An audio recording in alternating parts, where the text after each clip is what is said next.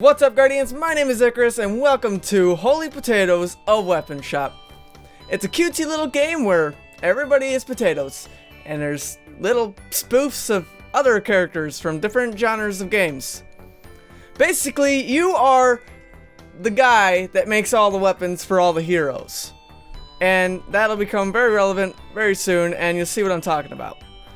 Now, I've already played a lot of this, and I want to show you, Guardians, more of the late game rather than the beginning of the game, because I feel like the late game is a little bit more interesting than the start game, because start game is slow, it's kind of cumbersome, but I'm gonna figure out what we're gonna do first, and then we'll start up. Okay, so this is the forge. This is where you make all of your weapons and your different doodads. Well, I eventually found myself just making the best thing because it gives you the most money. Because why wouldn't you want the most money, right? You're a freaking blacksmith. You gotta make the money, you gotta pay your bills, you gotta pay your employees, right? That's what this is all about. It's all about making that moolah. And also pursuing your dream a little bit, I guess, because you are a very young spud blacksmith that wants to become a very intuitive designer of mass quantities of weapons. Now, you'll see over here on the left side, I have all of these categories unlocked. And it came as a surprise to me how big this game actually gets, because you start with just a basic dagger, bow, and axe category. But later on in the game, you unlock all these other things. Which, when I saw it at first, it scared me. I thought, oh god, this game isn't really going to have a lot in it. It's not really worth the money. But then I started playing it more, and it's like, oh my god, this game is amazing. And I found myself playing it for hours on end. So, you see down here, we have these people that have a job request and what exactly they want in a weapon. Now, this guy, you'll see, he likes, and I can't really point at it or anything, but whatever. He likes daggers, axes, and wands. That's great, but he also dislikes bows, swords, and spears. So you're going to get a better outcome from daggers, axes, and wands rather than bows, swords, and spears. Now, this is late game, like I said. So he also has a primary stat and a secondary stat that he would love. And it took me a little bit of figuring out and a little bit of fiddling around to really realize that I have to make sure, or you have to make sure, that those are specifically set to that.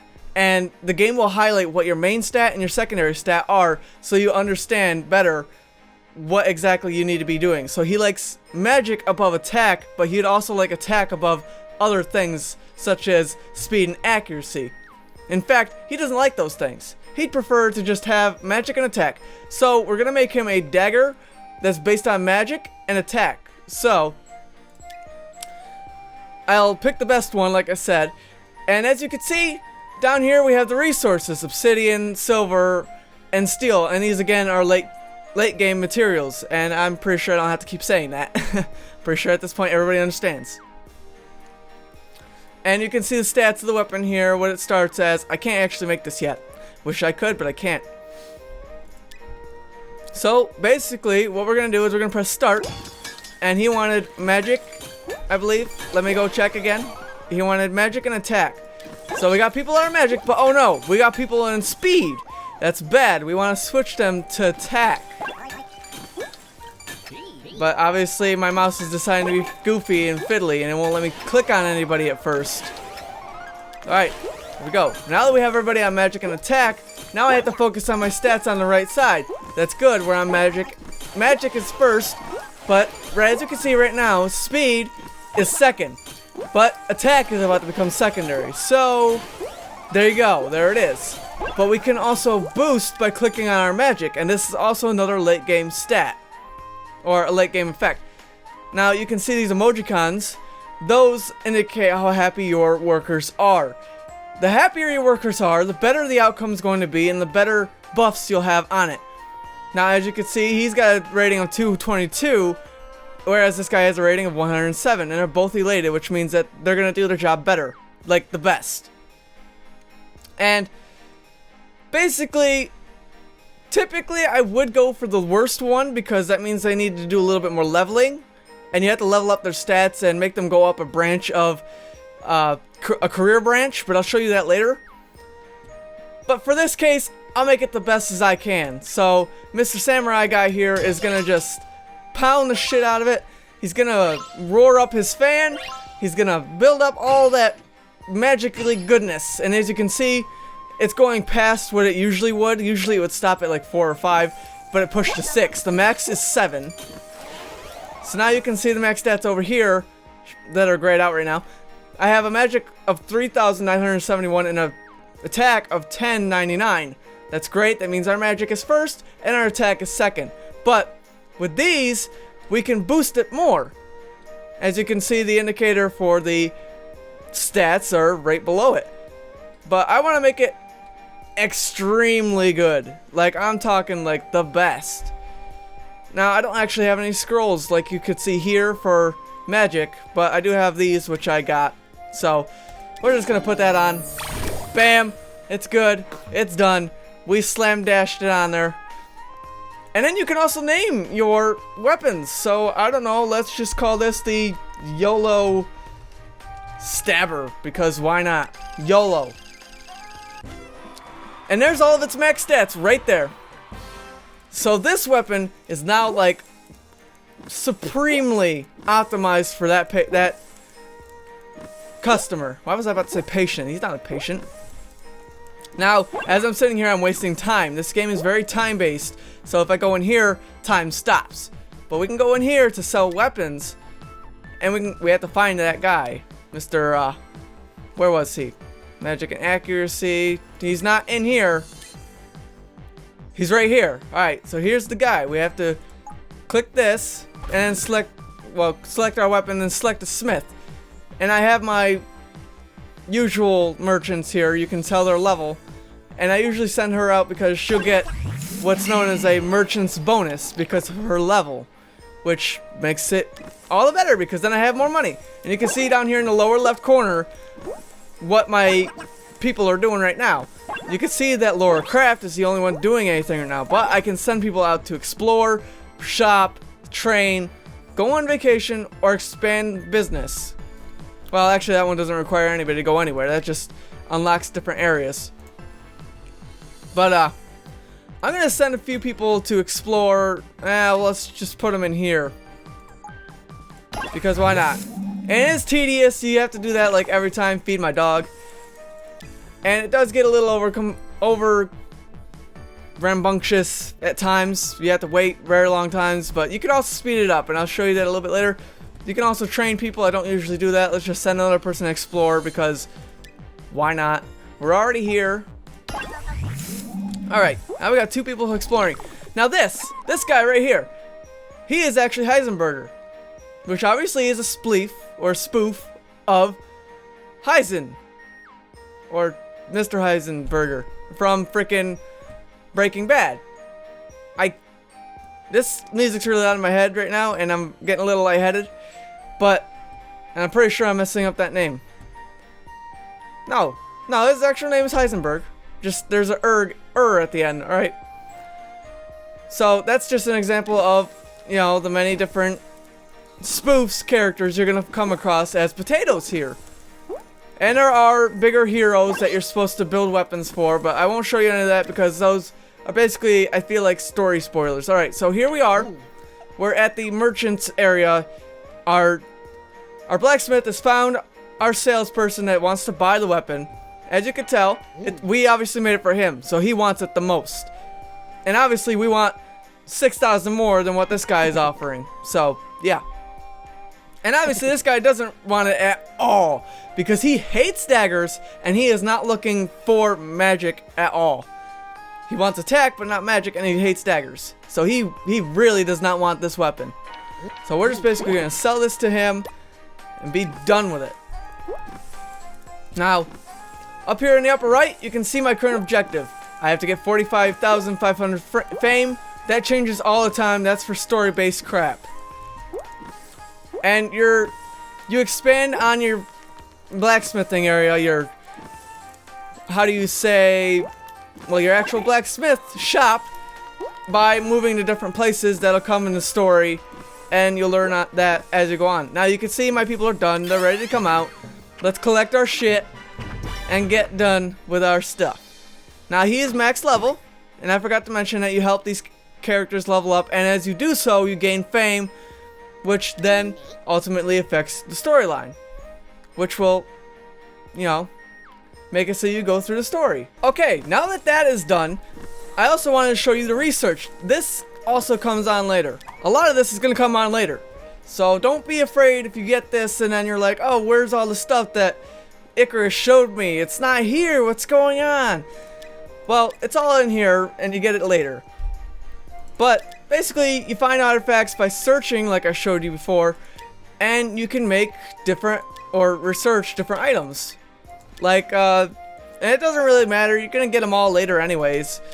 Like, oh, say I like this item. It looks really cool. I select the best guy for the job because he's going to do it in the least amount of time. I click him. Then they run over to this bookshelf over here. And then bada bing, bada boom. He goes through a purple portal. And now he's researching. But, hey, these guys are back from their travels. Now we got our random miscellaneous stuff that they found on the way. And this is how you get the unlockable stuff for the research. And I think that they added an update the last time I played this. And actually they did. What am I talking about? I saw the update. This repeat action was not here before. So now, I'm guessing you could just send them out to do the same shit over and over and over and over and over and over again. So if you wanted to repeat an action from a blacksmith, go right ahead. Nothing's stopping you. And I actually forgot to place this lady because you have to do that manually. Forgot to place a lot of people. There's also these contracts. I don't really touch them too much. I don't know why. I just don't prefer to do it. But basically, they'll give you a certain amount of money and blah, blah, blah for making a certain kind of weapon. So I guess we'll just try one. I don't know, an easy one. So we need to make it at least have 1,000 attack, which we should do pretty good. And this guy over here, you get him a little bit later. His name usually is Patata, but I named him Icarus because why not? Oh look, we researched a weapon. It is the Power of the Beasts weapon. So now we can make that if we wanted to. But basically, this is it. We just wait for it to get done. Hopefully it'll have 1,000. It just hit 1,000. We're good. We made the contract. We got our money. We're out. We came, we got out, we built our weapon, that's it. Alright, I'm going to quickly try to get to our max fame so we could see the next portion of the story to show you what that's about as well. Okay, but before that, as you can see up here in the upper right, this guy has reached the max level for an alchemist, which is very amazing because it takes a long time to do that. So he is actually about to become the best that he can become, which is a master smith. And this is the career path, or the career tree that I was telling you about earlier. Where basically you have to build them up from the very beginning. But not this guy because I hired him. So, yeah, we're going to turn him into a master smith, I guess. Which I'm not actually sure if I want to actually do because he doesn't actually benefit from anything and he can't boost anything. It's fine. We'll do it. So now he is a master smith, and yeah, he's got to level it up though. So we'll see where that goes. But it basically means that he's overall rounded out with all of the attributes that he could do. Okay, I believe once I place this, or once I place Laura Croft, we will see the next arc in the storyline. So. Yep, alright. Agent 46, we need to talk. What about Icarus? By the way, I'm in a real hurry today, so you need to get the rent prepared right away. I have another contract to fulfill. Oh, have a hit to take on out somewhere. Yes, wait, no. I'm just fulfilling one of my usual contracts. Don't lie to me anymore, Agent 46. I know you're a potato murderer. You mash innocent potatoes just because someone pays you to. Blah. I'm a horrible reader if you never knew. You're a hitman and you tried to kill my grandfather. To think I trusted you so much. Wait, tried? I pushed him off the mountain and saw him bounce. Ha! So you did try to kill him. You just wanted the shop for yourself so you could earn money. Then you realized that no one was actually left in the shop to make you weapons. That's why you brought me in. I don't even know if I'm really good at making weapons or if you just said that so I'd stay. Icarus, no, Okay, Icarus, you're smarter than I thought. I really have to give you credit, but I have the shop deed, and the shop belongs to me. I'm only going to give it back if you meet the price I want.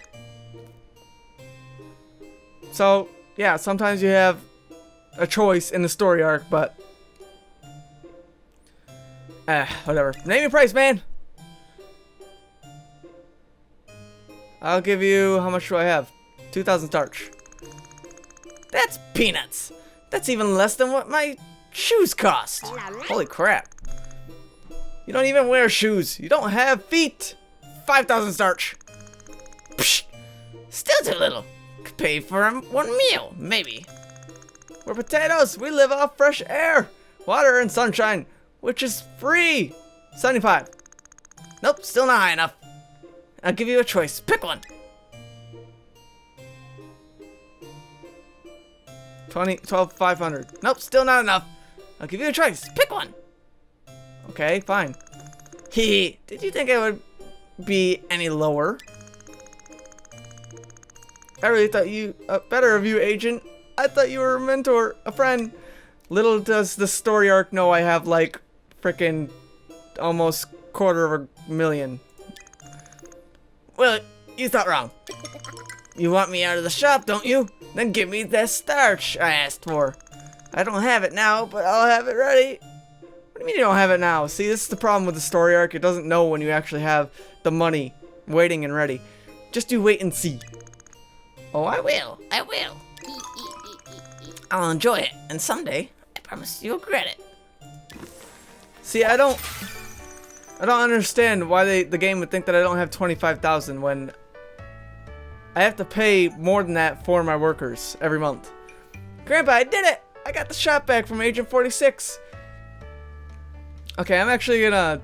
well, we'll keep going, whatever. It was easier than I thought, except that I'm now heavily in debt. No, you're not! No, you are not! Don't worry, I'm back to help you out. Or whatever. Will you be smithing again, Grandpa?